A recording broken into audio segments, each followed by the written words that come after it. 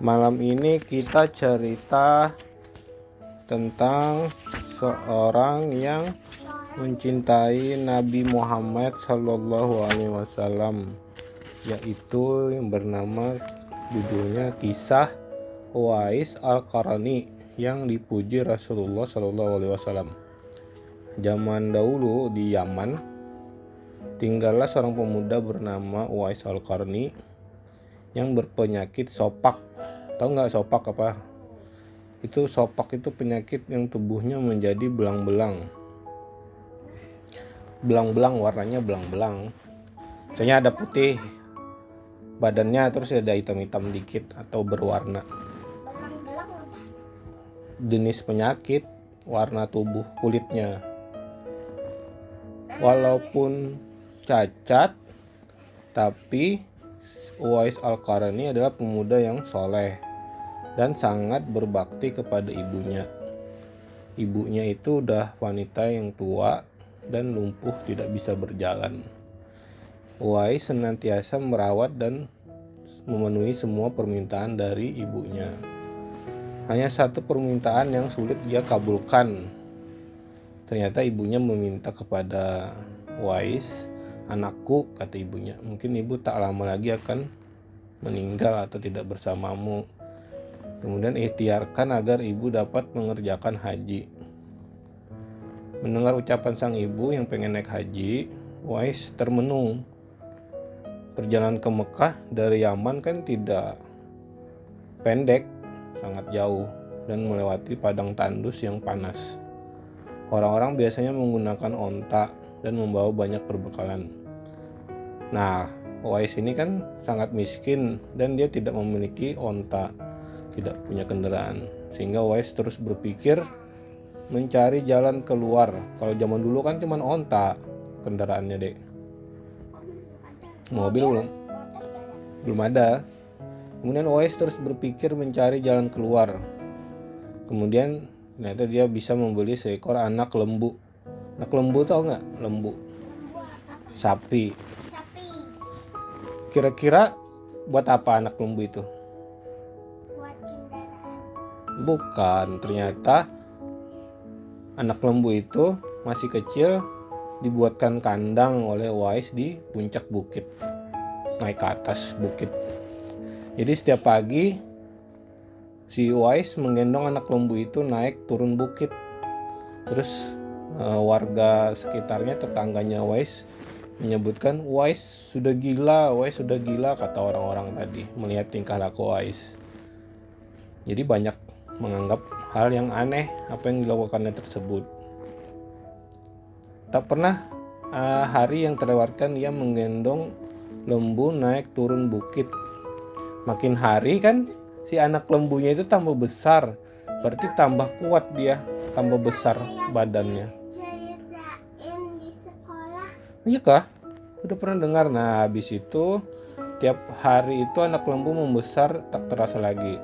Setelah 8 bulan berlalu, sampailah pada musim haji.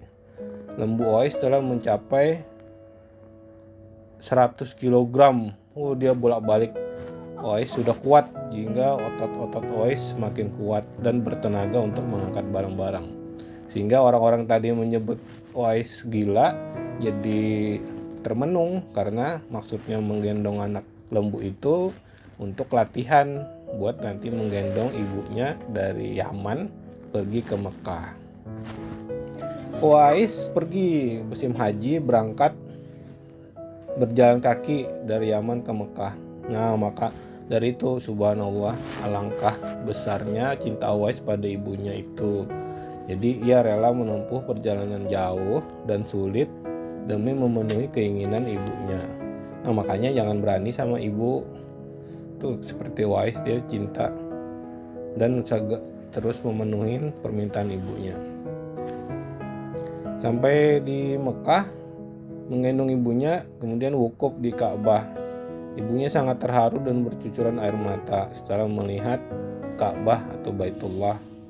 Di hadapan Ka'bah, ibu dan anak itu berdoa, "Ya Allah," kata ibunya, "ampuni semua dosa Uwais Kemudian Uwais juga berdoa, ya Allah ampunilah semua dosa ibuku.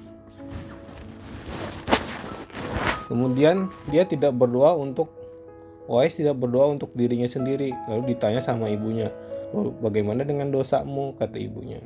Kemudian Uwais menjawab, dengan terampuninya dosa ibu, maka ibu akan masuk surga. Cukuplah ridho dari ibu yang akan membawaku ke surga.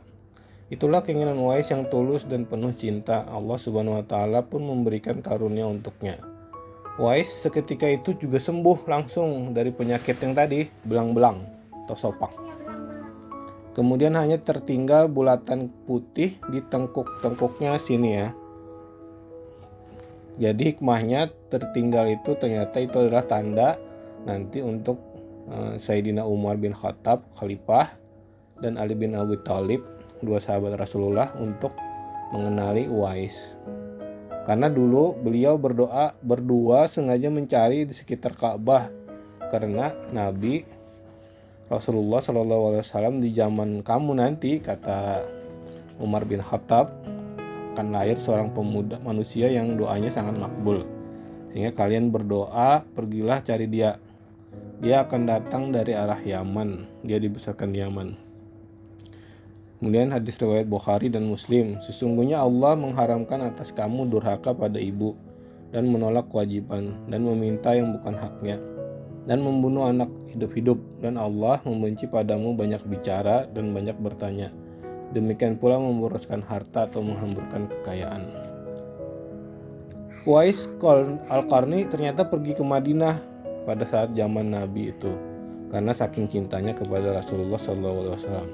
Setelah menempuh perjalanan jauh, akhirnya Uwais Al-Qarni sampai juga di kota Madinah. Langsung ia mencari rumah Nabi Muhammad SAW. Setelah ia menemukan rumah Nabi, diketuknya pintu rumah itu sambil mengucapkan salam. Keluarlah seorang seraya membalas salamnya. Segera saja Uwais Al-Qarni menanyakan Nabi yang ingin dijumpainya, namun ternyata Nabi tidak berada di rumahnya karena beliau sedang berada di medan pertempuran. Uwais Al-Qarni bertemu dengan Siti Aisyah radhiyallahu anha, istri Nabi.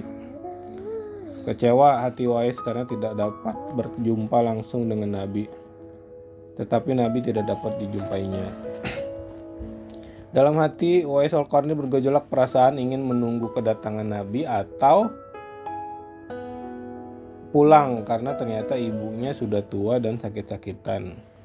Sehingga dia memutuskan untuk taat kepada ibunya karena menunggu Nabi masih di medan perang, sehingga dia pulang dan tidak bertemu dengan Nabi.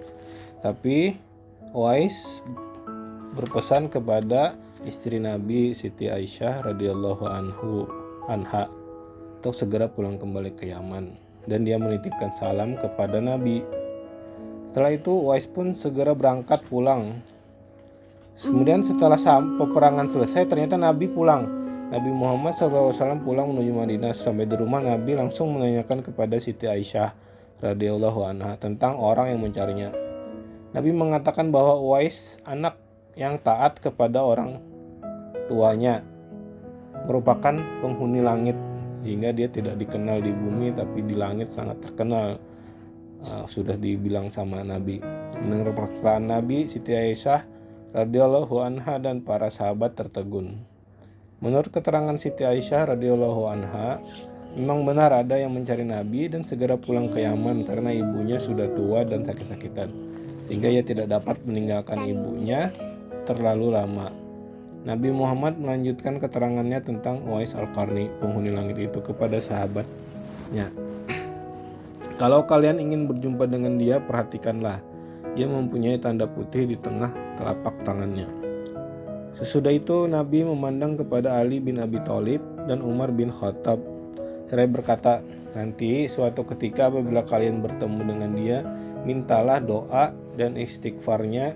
Dia adalah penghuni langit, Uwais Qarni, bukan orang bumi. Waktu terus berganti dan Nabi kemudian wafat. Kemudian kekhalifahan yang pertama siapa? Abu Bakar.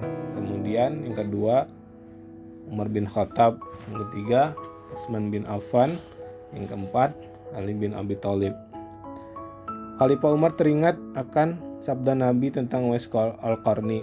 Beliau segera mengingatkan kembali sabda Nabi itu kepada sahabat Ali bin Abi Thalib. Lalu mereka mencari kafilah dagang dari Yaman dan menanyakan tentang Uwais Al-Qarni. Ternyata Uwais Al-Qarni ini hanya bekerja mengembalakan domba dan onta setiap hari. Bingung kafilah dagang tadi karena kenapa jadi menanyakan orang penggembala domba dan onta. Langsung Khalifah Umar dan Ali bin Abi Thalib segera pergi menjumpai Uwais Al-Qarni yang ada di. Sesampainya di kemah tempat Uwais berada, Khalifah Umar memberi salam, tapi rupanya Uwais sedang sholat. Setelah mengakhiri sholatnya dengan salam, Uwais menjawab salam Khalifah Umar dan Ali bin Abi Thalib sambil mendekati kedua sahabat Nabi tersebut dan mengulurkan tangannya untuk bersalaman.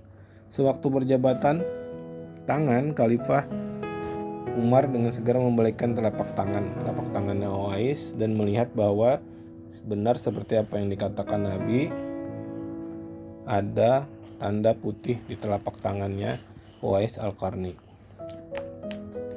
Wajah Uwais sangat nampak bercahaya. Benar seperti kata Nabi bahwa sabda Nabi adalah penghuni langit. Khalifah Umar bin Ali bin Abi Thalib menanyakan namanya dan dijawab Abdullah. Mendengar jawaban Uwais, mereka tertawa dan mengatakan, "Kami juga Abdullah," kata Umar. "Ini hamba Allah. Tapi siapakah namamu yang sebenarnya?" Uwais kemudian berkata, "Nama saya adalah Uwais Al-Qarni." Dalam pembicaraan mereka dikatakan bahwa ibu Uwais telah meninggal dunia. Itulah sebabnya ia baru dapat turut bersama rombongan kafilah dagang saat itu. Akhirnya Khalifah Umar dan Ali bin Abi Thalib memohon agar Uwais membacakan doa istighfar untuk mereka. Ternyata Uwais enggan dan dia berkata kepada Khalifah, "Sayalah yang harus meminta doa pada kalian karena sahabat Nabi." Mendengar perkataan Uwais, Khalifah berkata, "Kami datang ke sini untuk memohon doa dan istighfar dari Anda, seperti dikatakan Rasulullah sebelum wafatnya." Karena desakan kedua sahabat ini, Uwais Qarni akhirnya mengangkat tangan dan berdoa membacakan istighfar. Setelah itu, Khalifah Umar berjanji untuk menyumbangkan uang negara dari Baitul Mal kepada Uwais untuk jaminan hidupnya. Segera saja Uwais menampik dengan berkata, "Hamba mohon supaya hari ini saja hamba diketahui orang, dan hari-hari selanjutnya biarlah hamba yang fakir ini tidak diketahui orang lagi." Nah, demikian ya cerita tentang Uwais Al-Qarni yang sangat terkenal di langit, tapi di bumi dia tidak terkenal. Dan dia sosok yang sudah diceritakan oleh Nabi dan membuktikan kebenaran ucapan Nabi. Demikian, terima kasih.